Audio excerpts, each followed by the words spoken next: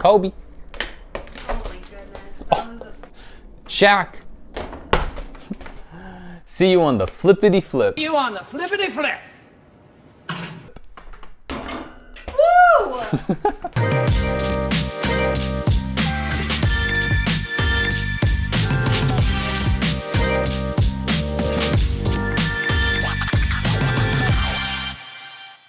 What is going on, everyone? Thank you for coming back and checking out another episode of Mystery Box Fridays.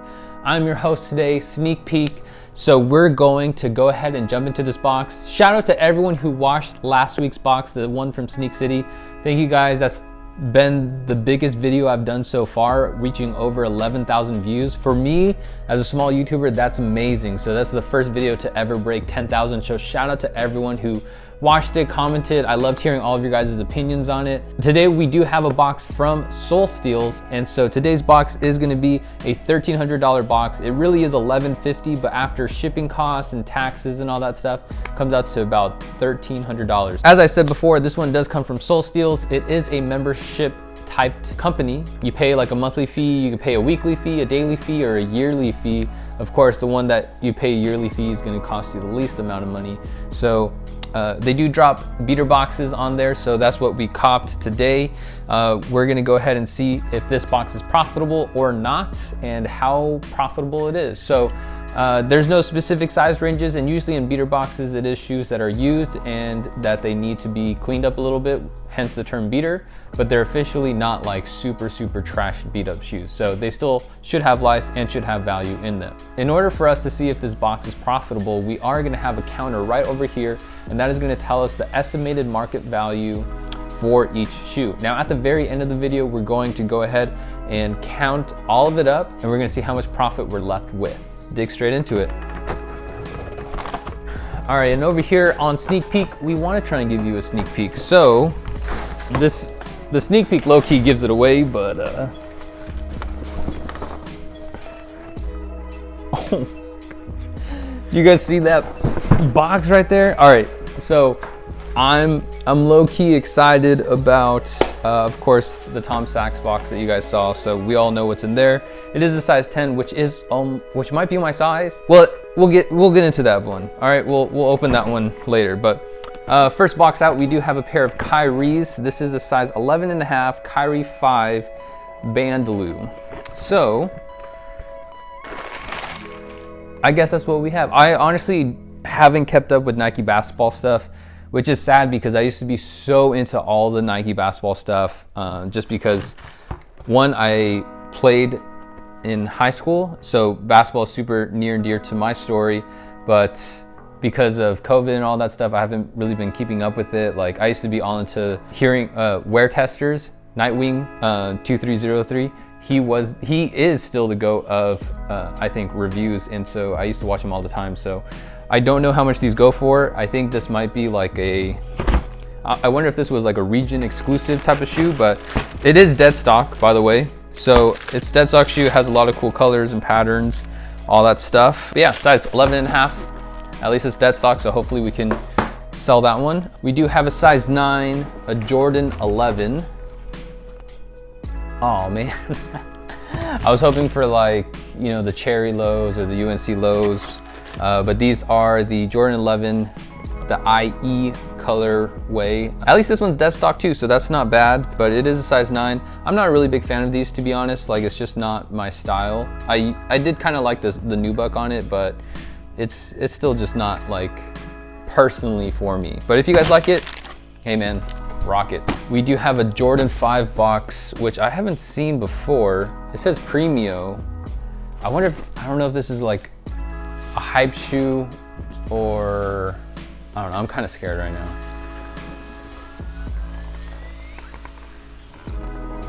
Yo. Like, it just got super quiet because I'm like low-key scared right now, because I think, dude, this is, okay, I don't want to jump the gun, but this, I really don't know. I need to look this up, because it's either I'm thinking the shoe is actually really crazy expensive, or it's not.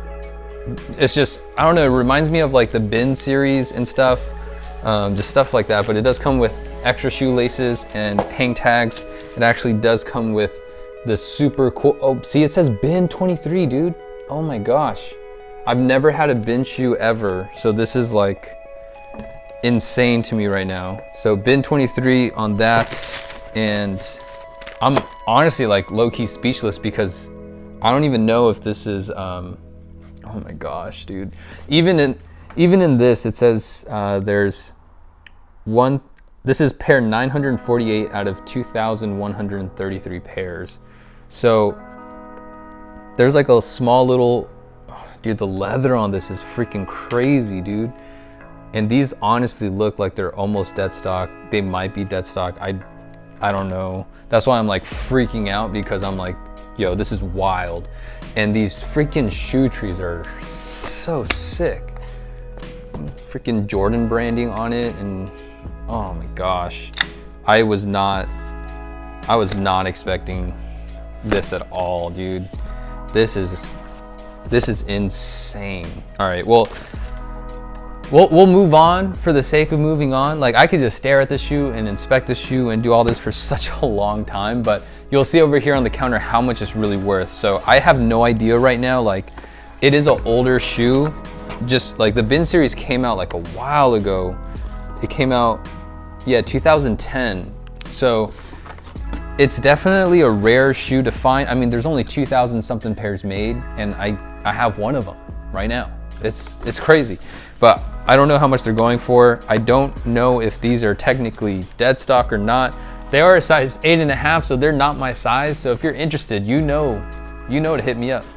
All right, that is insane, dude. All right, we can unbox this guy. This box is so messed up, and I think you guys know what this shoe is. I've never seen it in person, but all right. So this is actually a dead stock version of. Scared me.